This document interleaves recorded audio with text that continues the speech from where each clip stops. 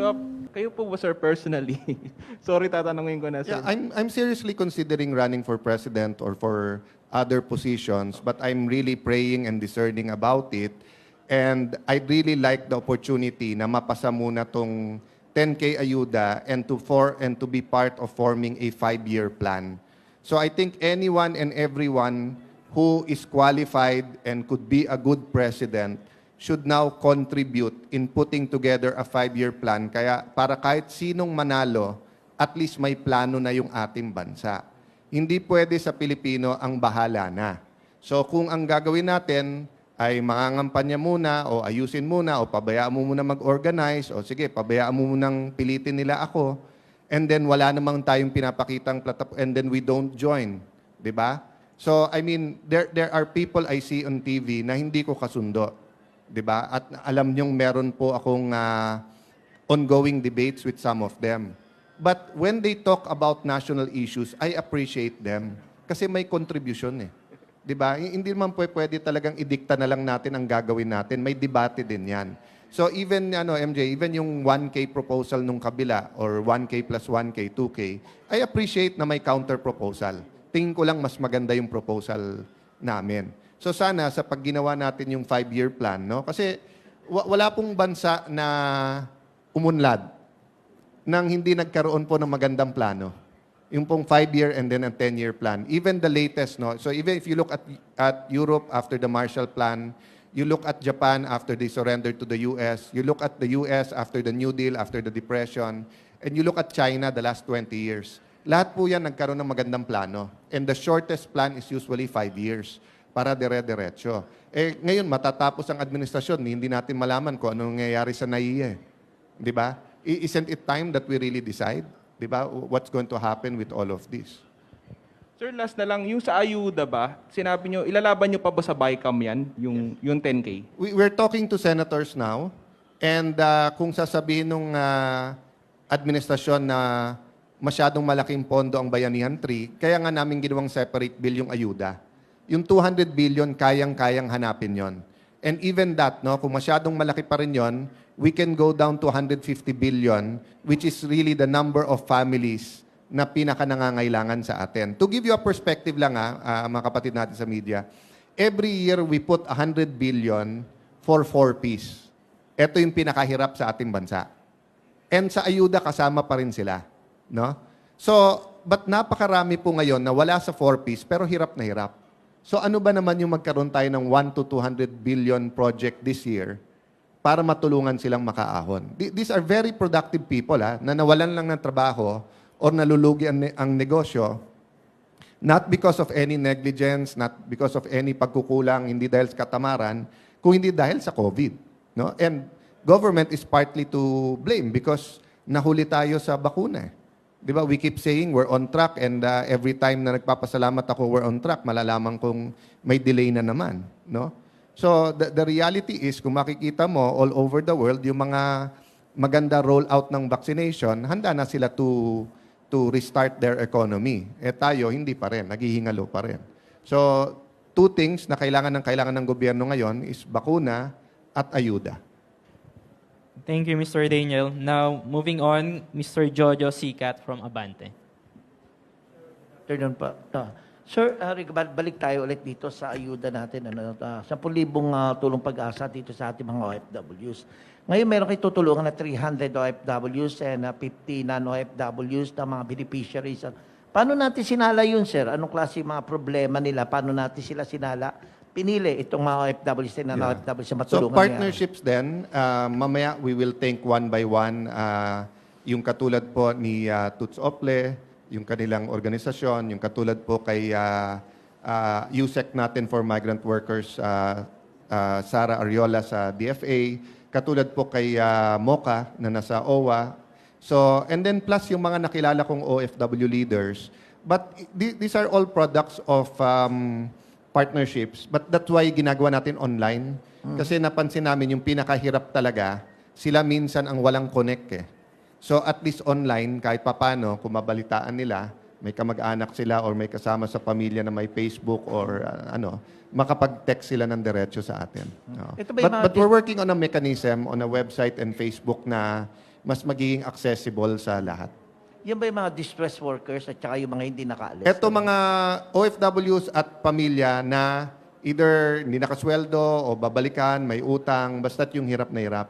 And to give you an example lang, yesterday, meron pong isang tao na anonymous na nag-donate ng 150,000, pero alam ko yung background niya.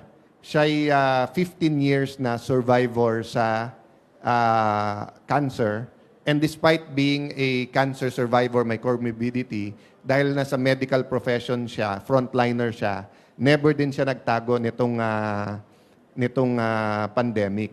So she is one of the many donors that I'd like to thank today na ayaw pasabi yung pangalan niya, pero sabi niya, dahil nabigyan siya ng 15 years ng Panginoon so far, she wants to give 15 people 10K each. At lubusan ako nagpapasalamat. Nagulat ako kasi iniisip ko pa lang kung anong birthday gift ko sa kanya at siya ang nagbigay ng pa-birthday sa mga nangangailangan.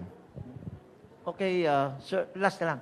Okay, sir, clue lang, sinong doktor ito? Saan siya nagtatrabaho? Isang kaibigan ko lang. Hindi nyo rin masyadong makikilala pag sinabi ko. But to just give you an example that people who are not celebrities, who are not in government, who are not taipans in our country, pwedeng magtulong-tulong talaga. Dito lang sa ginawa natin sa OFWs, no? Let's say, yung isang nasa staff ko before, si Andre, no? He's busy with his home province, pero nagsabi siya, basta't OFW tutulong at tumulong mag-network. So napakarami po na kung hindi ang kanilang pera, ang kanilang talent, ang kanilang network, ang kanilang connection, ay binigay nila, dinonate nila para maging successful to. Di ba? Thank you, sir. Thank you, Sir Jojo Sikat. Ang susunod na magtatanong ay from RMN, Mr. Michael Goyagoy. Good afternoon. Good afternoon, Speaker Cayetano. Lately, the President announced the names of some potential candidates for presidential balls this coming 2022. Marami pong mga nadidismaya na di po kayo napasama sa mga names mentioned, especially sa mga naniniwala na mas hinug na kayo dahil nakita nila ang inyong performance sa Senate, ang inyong mga na-deliver sa House as House Speaker, and as a close confidant to the President on many critical times. What's your take on this, Speaker Cayetano? Well, thank you for that question. Pero ako po kasi pag sumuporta, ako po 100%. September 29, 2019, I told the President, kaya kunin mo ako o hindi, bilang Vice President mo, 100% yung support. So, nung kinuha niyo akong Vice President, alam mo naman, pumunta siya ng Ilocos, nakipag-usap kay Marcos. Hindi po ako nagtampo. Nung naapektuhan yung pagtakbo ko, lalo po akong nagsigasig na manalo siya. Kung anong natira naming resources, binuhos ko sa campaign niya.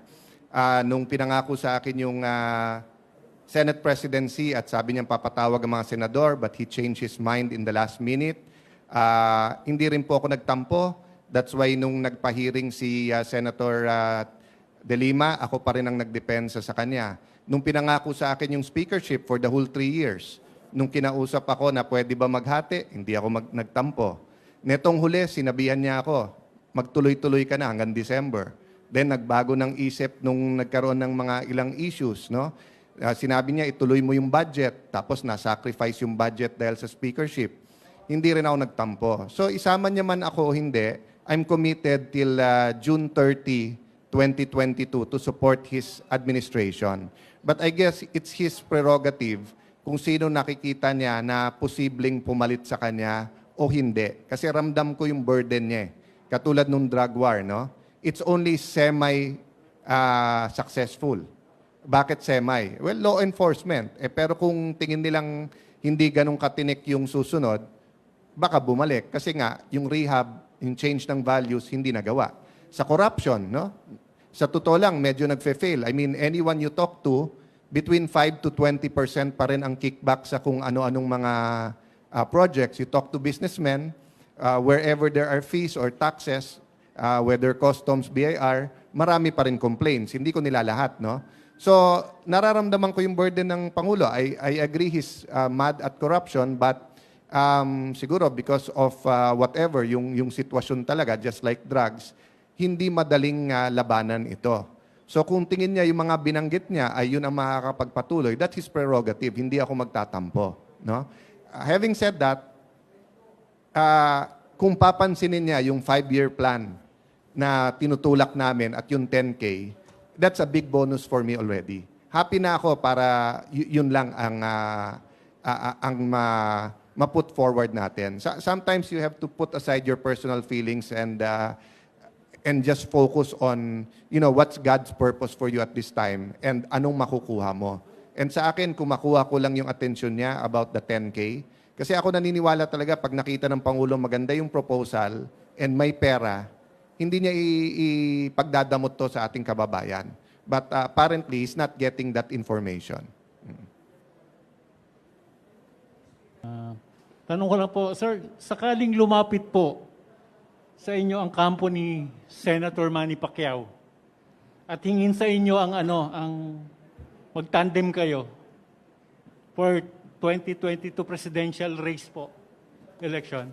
Ano po ang niyo ron? Anong masabi niyo? Anything naman is possible. Ang sabi ko lang, masyado lang seryosong usapan ng 2022 na hindi pwede ang usapan na ito ay usapan lang na politika.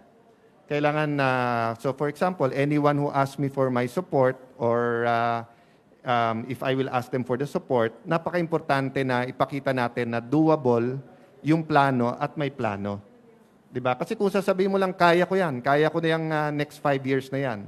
Anong programa mo sa agriculture? Anong programa mo sa finance? Anong programa mo sa OFWs? Paano mo isosolve ngayon yung nawawalan ng trabaho? Kung magkaroon ng variant na mas deadly sa ngayon, di ba? Ibig sabihin, magpangatlong wave sa ating bansa, anong gagawin mo? Di ba?